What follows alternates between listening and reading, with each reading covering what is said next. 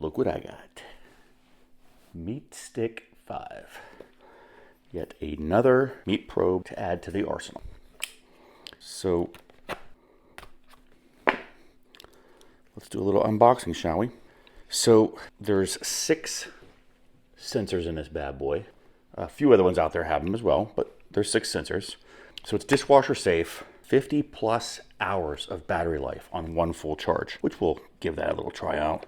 Wi-Fi built in the base. Again, 6 sensors. The ceramic ambient temperature can handle up to 1200 degrees Fahrenheit. So we're talking open flame here, which we're also going to test. Tonight, however, we're going to test it with a couple of thick cut pork chops, make myself a nice little dinner, and give it its first test. And they say that the thing's calibrated to within 4 degrees Fahrenheit. And they're certified with NIST, National Institute of Standards and Technology. Correct me if I'm wrong, probably I am. Institute of or for Standards, National Institute. Yeah, anyway. All right, so let's unbox. Ooh. Got a nice little QR code to get the app. We have a tiny little USB to USB-C. Case is light, but it's got a little line. That's where you're supposed to always at least get to that point. And it's got a little sticker there to ensure that you get it past that. So we're not going to need that. Take that off. Oh, inside the box, there is a the meat stick. And then again, little thing to scan, maxed 1200 Fahrenheit. All right, so you can already see the base going. First impression, it's light, thin, compared to my other probes. Oh yeah, the Rectech probe was a little bit longer. I'm putting the line next to it, so that one's a little bit longer. This is the meter, also very thick, not that much longer. I kind of like the idea of it being shorter. And then this is my Heifer, a little bit longer. Yeah, this is definitely the thinnest one I have. And if we stack them all up, yeah. Oh, this is nice. Interesting. Okay, I'm gonna go ahead and put this in its case. Again, the case is pretty awesome. And we will get to, there's a little charging contact. If we saw that or not. I'm just gonna push it down in there. Okay, the MeatStick 5. I am going to let this charge because obviously I just got it out of the box. And then after charging, I will do a little video of the pairing process and then we'll get started. All right, so we got it plugged in. It's on the charger. The light is green, but yeah, it's charging up, getting ready. All right, so we have our MeatStick app installed. Once you go ahead and launch it, it's going to give you a welcome to the MeatStick. You're going to want to pick your correct series, and it's going to actually ask you to confirm that you understood. If you pick the wrong one, you're going to be messed up. Notifications, absolutely want those on, and then go ahead and give it permission to access our local network once we get to that point to set up a bridge for the Wi-Fi. Next thing is going to go ahead and show you how to properly place it in the base for charging your stick. And then a little notice about the smart base being used as an extender or a Wi-Fi for the unlimited range when you're on a Wi-Fi. We're going to go ahead and hit next. This is the understanding that you get the minimum insertion. We've seen that enough. And then properly cleaning. So now we're going to go ahead and allow it to connect to the Bluetooth on our phone. So you're going to press and hold the button for 5 seconds. The LEDs are going to flash. You're going to see it. And it connects actually pretty quick. It says up to 30 seconds, but mine didn't really take that much longer. And they also give you a little warning about, hey, keep it close. So this is the Bluetooth portion of the setup. It'll always have Bluetooth, so you don't need to use Wi-Fi, but Wi-Fi if you want unlimited range. So I'll go ahead and said, I don't want to see this again. And then it went through the Wi-Fi setup. I kept putting my password in wrong. So yeah, it was a mess. But once I put the password in right, everything was good. And then the setup was complete. So right away, you're going to be taken to a welcome page for how to start cooking and then learning the basics of how to cook. Gives you the little thing about the menu, how to add more devices, and then kind of a high-level overview of what this screen means. So each one of these areas has a meaning, obviously. The stick battery, which they say is 50 hours. And then we're at the internal, ambient, your stick color in case you have multiples. So now we're going to go ahead and tap Setup. And then it talks about the different icons, the extender mode, the Wi-Fi bridge mode. Whatever mode you're in, you'll see that specific icon. So if you're in extender mode, it's going to be that little funky X. Go ahead and register, put in whatever name you want. I obviously selected something weird. And then once we have the stick in, we're going to go ahead and tap the Setup Cook. As you saw, it was already 115 degrees. I had missed the first one. They go through asking you what type of cook you're doing, whether you're smoking or you're on a air fryer or whatever. Select that and then your protein. And then they give you like target temps.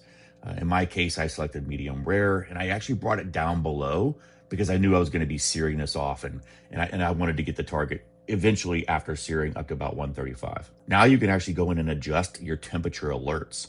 So you can give early warnings like, hey, let me know when I'm at 125, what your target warning is, and even the temperature, the ambient temperature. And you can play with those. You'll get warned. It's really, really loud too. And then off you go. You're ready to start your cook. Everything's there. Plenty of detail. It was amazing. All right, so we're doing our first cook with our new MeatStick 5.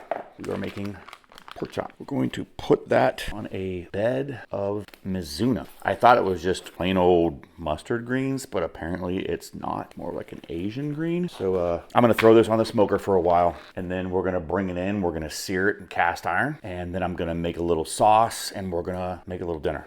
So yeah, let's get started. Thick cut, nice. So I'm gonna hit it first with Rectech. It's Ron's Screaming Pig. It's supposed to be good on pork, obviously, Screaming Pig. Gonna put this on. It's supposed to be like a sweet and spicy, but yeah, we're gonna find out. All right, Ron. And then this is becoming my go-to. It's a Meat Church Blanco. If you have not tried it, you've got to try it.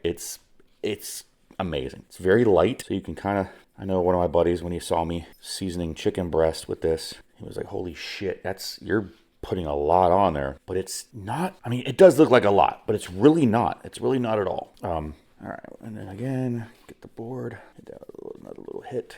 So I'm gonna let these sit for about 15 minutes while I start getting everything else together and making sure I have all of my ingredients. And then we will throw these out on the Rectech and put a little bit of smoke on them before we sear them off. So yeah, we'll be back. All right, this is our garden.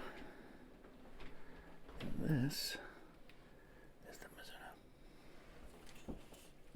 So, mizuna, a good thing that it's only me. So these are the roots. This is the little pod the garden has, and it's spelled Gardyn, in case you're interested in this setup. I'll put a link to it down below. So I'm just going to cut this off at the base. There's a lot of roots in there. Look at that root system. That's pretty cool. But yeah, you can even see it says green mustard, but that is not your typical green mustard. And then after I Googled it, it's called mizuna. So, something I forgot to mention. The back, magnetic. All right, let's go ahead. I'm gonna put it in this big, thick boy. So I always like to look at where the center is. So yeah, I'm gonna put the whole thing in here. So that'll get me to the middle. And then we'll get all of this outside and on the Rectech.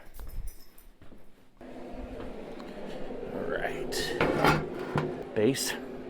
Put that over here. Okay. And it's a little bit chilly out.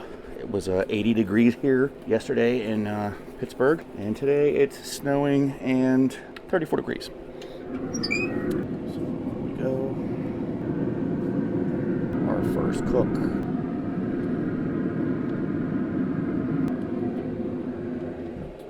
All right. Our pork chops.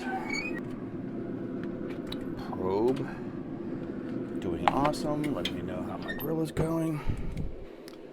All right, let's get these inside. Put some oil in there. Crank this up. Got our probe in. We're gonna be on medium high. You can see things are starting to glisten a little bit. All right, we got our pan rip roaring and hot. There we go. So I'm gonna crisp these up maybe a minute or two per side. We have a little bit of carryover cook that we can get done, so not too scared. But yeah, we're moving along. Okay. Oh yeah. And don't forget, we have our MeatStick 5 in here that is monitoring our cook, and it's going to let me know when that internal temp is reached, and we'll be ready to rock. Cast iron, olive oil, MeatStick, doesn't care. Give me some open flame. That's what that thing's saying. Don't you worry, MeatStick, you're going to get open flame.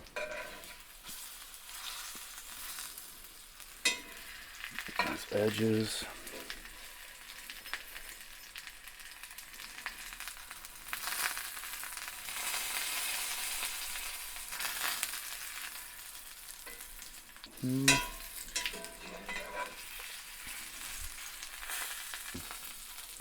Come on, buddy, stand up for me.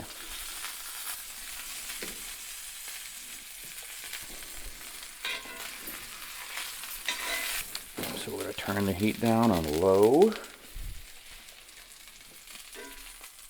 because we're good on that. I'm going to let this cool down a slight bit. While these rest, we'll start getting our sauce ready. All right, time for our sauce. Okay.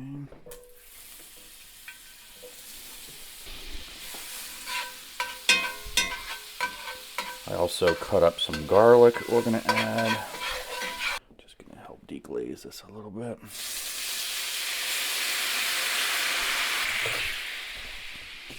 Some garlic, red pepper flakes, and some Dijon.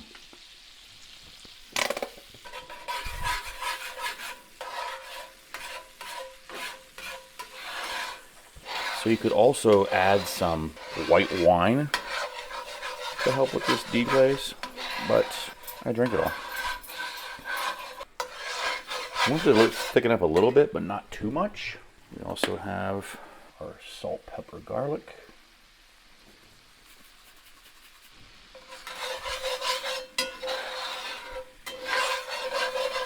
If I had to do it differently, I would have probably cooked the garlic and the oil.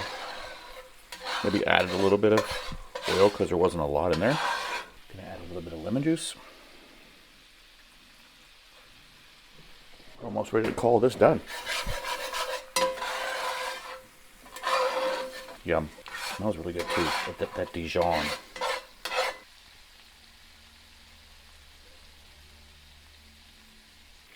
Alright, so I think that's right where I want it. So I'm gonna take it off the heat. I am going to put it into a little container to be able to pour it over. Got our cleaned up a little bit, just a little bit of oil. Crank this back up, because now I'm going to cook our mizuna. Get nice and hot here. And change it up from last time. We're going to make sure we get our garlic in first.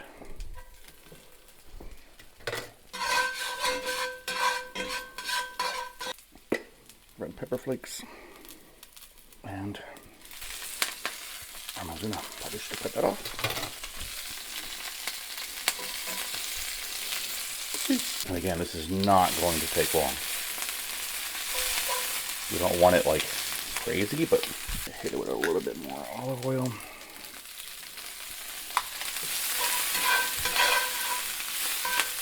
And that's going to do it.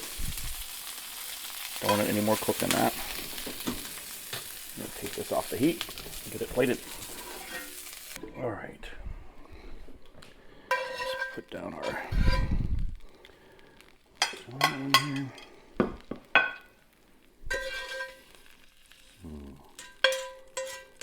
And then, thanks to the MeatStick 5, we're about to find out how our pork chop came out. I'm just going to go right down the middle.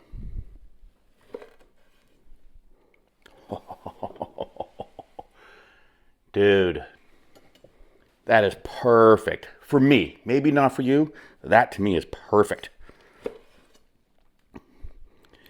Gonna give them some thin slices here, but I definitely want to taste one of these bad boys. MeatStick 5. I like that there's a little bit of heat, but not too much. But man, that is good. So let's finish slicing these.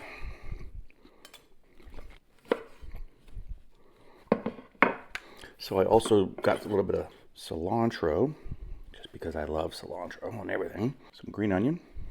I'm gonna throw a couple jalapenos. A little bit of fresh lemon juice. And then let's throw down our pork chop.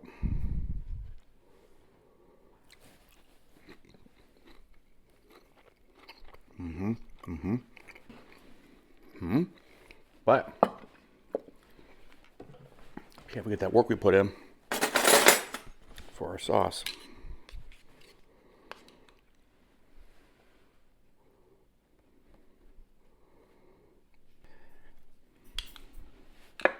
And there we have it. Bada bing.